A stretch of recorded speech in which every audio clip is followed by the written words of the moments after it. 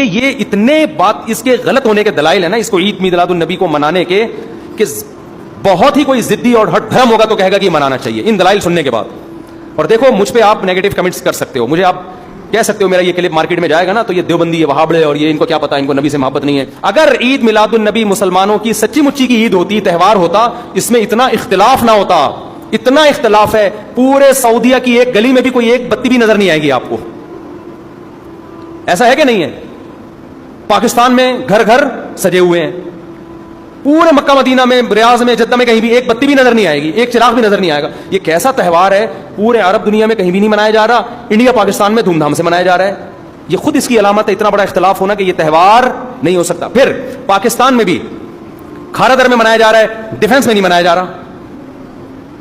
کراچی میں کم منایا جا رہا ہے, چھانگا مانگا میں, چیچا وطنی میں زیادہ منایا جا رہا ہے. معذرت کے ساتھ, چیچا وطنی میں نہیں یا کسی اور علاقے میں, سمجھ رہے ہو.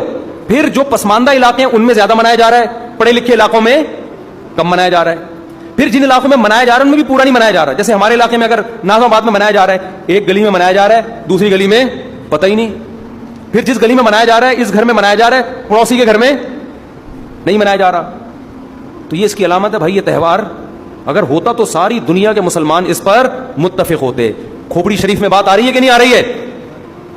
تو اس لیے یہ اتنے بات اس کے غلط ہونے کے دلائل ہیں نا اس کو عید میلاد النبی کو منانے کے کہ بہت ہی کوئی ضدی اور ہٹ دھرم ہوگا تو کہے گا کہ یہ منانا چاہیے ان دلائل سننے کے بعد. اور دیکھو مجھ پہ آپ نیگیٹو کمنٹس کر سکتے ہو, مجھے آپ کہہ سکتے ہو میرا یہ کلپ مارکیٹ میں جائے گا نا تو یہ دیوبندی ہے, وہابڑے, اور یہ ان کو کیا پتا, ان کو نبی سے محبت نہیں ہے. لیکن خدا کی قسم, آپ جس خدا کو خوش کرنے کے لیے یہ کام کر رہے ہو نا, اس خدا کو کوئی دھوکہ نہیں دے سکتا. قیامت کے دن آپ کو ان دلائل کا جواب اللہ کے سامنے دینا پڑے گا. ہمارے نبی نے فرمایا جو قیامت کے دن بہت سے لوگ جن کی صورتیں وہ ہوں گی جو میری امت کی صورت ہوتی ہے, وہ لوگ آئیں گے حوض کوثر پہ پانی پینے کے لیے, میں پلانا چاہوں گا, فرشتے ان کو ہٹائیں گے, میں کہوں گا یہ تو میرے امتی ہیں. کیوں؟ ان کے گیٹ اپ سے لگ رہا ہوگا. فرشتے کہیں گے نا نا نا نا, ان لوگوں نے آپ کے دنیا سے جانے کے بعد آپ کے دین میں نئی نئی چیزیں ایجاد کر لی تھی. تو فرشتے ہمارے نبی صلی اللہ علیہ وسلم کے دستے مبارک سے ان کو حوض کوثر کا پانی پینے نہیں دیں گے. اور حدیث میں بھی آتا ہے نبی صلی اللہ علیہ وسلم ان کو دھتکاریں گے. تو آپ نبی کے عشق میں وہ کام کر رہے ہو جس کی وجہ سے آپ نبی صلی اللہ علیہ وسلم کے دستے مبارک سے قیامت کے دن محروم ہو رہے ہو. سمجھتے ہو کہ نہیں سمجھتے ہو؟ تو نبی کی محبت میں وہ کام کرو جس سے نبی کی شفاعت کے مستحق بن جاؤ. نبی بلائے, آؤ میں تجھے اپنے ہاتھ سے میں تجھے حوض کوثر پلاؤں گا.